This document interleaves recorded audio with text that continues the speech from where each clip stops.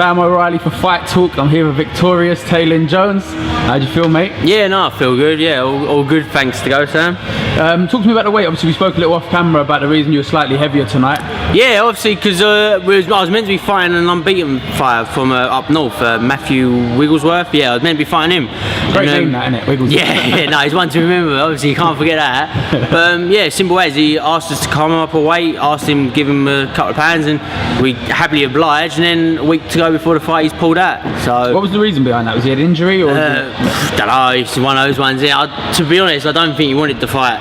You know, he phoned us up, asked us to go up even more weight, and we said, yeah, happily we obliged. So I don't know if he was hoping we'd say no or something, but we said yes, and then literally like a day later, he phoned up and said he was injured. So it was a week to go, and I was already weighing 12, enjoying life, eating whatever I wanted. So yeah, we've had to get a last minute replacement. Thankfully, we managed to get a replacement, and obviously they said, oh, just keep it at 12 stone. So I'm happy. I got to eat what I want and do the business. You know. Did it feel different not having to worry a little bit as much? You know what I mean, nutrition wise?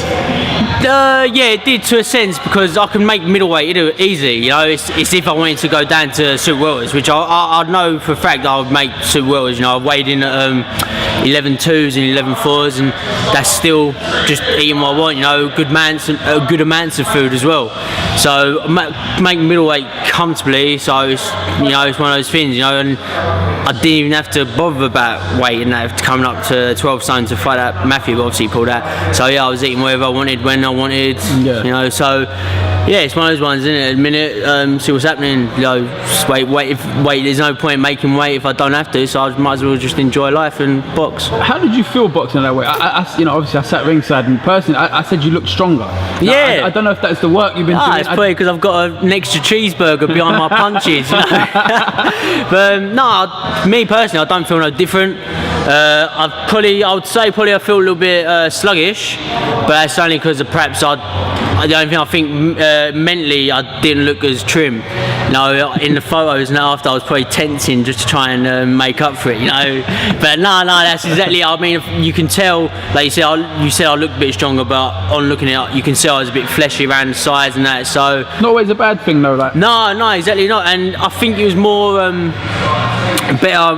better, what's the word, mentally, you know, because exactly that. I was coming home from work, having a little bit of munch, going training, having a little bit of munch after. I was happy days, you know. And I've been out for a few meals and things like that. I've had a few birthdays, and I've gone out and I've eaten with them. You know, I've not been able to not eat with them. You know, I've still drank. I drink water anyway. You know, that's all I ever drink. I drink water and milkshakes. That's about it. So yeah, I've had the odd couple of milkshakes, and I've had a couple of desserts and things like that. So I think I was more relaxed, and that's exactly it. You know, not that pressure of eating well. You know. Did no part of you now feel like maybe this could be a permanent weight change? You know what? Yeah, obviously I've still eaten good, like within reason. Obviously I've had a few things, but I'm just like, I might as well just eat what I want whenever I want and just go up to light heavy. So cruiserweight title. Yeah, no, that's what I mean.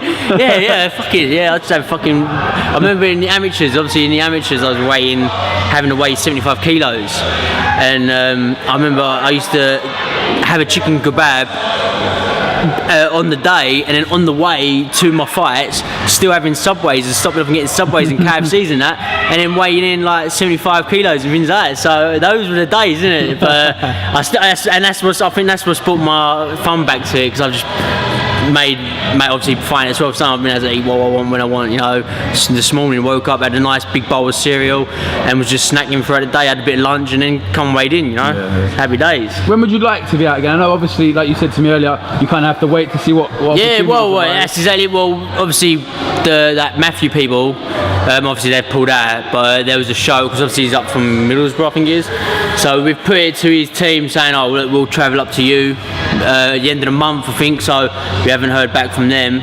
So obviously I would happily fight straight away. I'd fight again tomorrow. You know, like that's what I miss about the amateurs compared to pros, is you have that time in between sort of thing. You know, but so I'm happy to go ready whenever. But yeah, that's it. I've got a few offers on the table and things like that, so I've got to go back, sit with my team, see my management, and see what offers are best suited for me, and go forward from there. There's a fight I wanted to talk to you about. It's a guy that we're both familiar with, and it's probably the most respectful call out I've seen. Linus Udofia. Oh, he actually called me out. I'd say called you out. I mean, Steve Goodwin said that there's Oh yeah. I haven't seen actual Linus himself. Called you out as and he's a guy that he spoke very highly of you. Him and Steve both spoke very highly of you. But he said it was a fight he'd like to get made down the line. Well, that's exactly it. Like, obviously, I know Linus. You know, me and him. I wouldn't say we're friends, but I wouldn't say we're not friends. You know, we've seen each other, say hello, shook hands, wished each other well, and things like that. You know, he's a nice kid in that. But I obviously, as a fight in the fight with what everyone sees in the future, and it was only because someone told me that Steve's in an interview. It was a good interview. Yeah, good interview. He said a few months ago, you know, Linus wants to fight Tey. I'm going to phone him up tomorrow and make him that offer. That's exactly what he said, didn't it? 2 months later, we said still no offer. I've mentioned seen him floating tonight. Yeah, I mentioned it to him the other day, and still no offer. You know, so obviously it's in his hands now. You know, waiting for them. That's it. Like I said, they were very respectful of you. Both yeah, that's exactly it. And I was respectful back. It's nice to see it like that. Yeah, exactly. I mean? Obviously, you get people calling that and makes it more entertaining. Obviously, try and get a bigger crowd and that. But simple ways, he wanted to fight me, and I said, yeah, when and where. It's nothing, waiting. You know, it's waiting. And you've got Nick Jenman as well, I think, wants a rematch. Oh, he's just a fucking melt, you know what I mean? You know, obviously he wants the rematch, but he wants 8 or 10 grand. He wants to be paid 8 or 10 grand, you know what I mean? So doesn't necessarily happen at this level. No, I mean, people don't even get that for fighting for British titles and things like that, you know? So, yeah, good luck to him trying to get 10 or 8 grand, you know? Yeah, no, obviously, yeah, thanks Sam and thanks Fight Talk, you know, obviously. And obviously I want to thank everyone who's come and purchased and supported me with tickets, and all friends and family, even new people. I'd like to thank obviously my sponsors, you know, Mick Norcross of Sugar Hut and Kirk coming to watch me and support me. You know, that's just unreal, especially in Essex, you know, it's big for them to help big me up and things like that. Obviously Dave Sach and Heather Day at Oakfield, you know, they put a lot of work into me all the time, and I can't thank them enough. Larry Dowell and CPI Euro Mix, you know, thank you, you've just come on board. Simon Hawcombe of Whoosh, you know, he's just come on board recently, met him for a golf day with West Ham, you know. I'd like to thank, you know, X on Twitter, you know, and him and Dave Walker, you know, they've started to big me up and help build my fan base, you know, and I've got a few new people who I never even knew, and they've messaged me and asked to get tickets for me, so, you know, it's such a great buzz to know my fan base is building. And even on Twitter and things like that, you know, I've had the unreal support from West Ham, you know.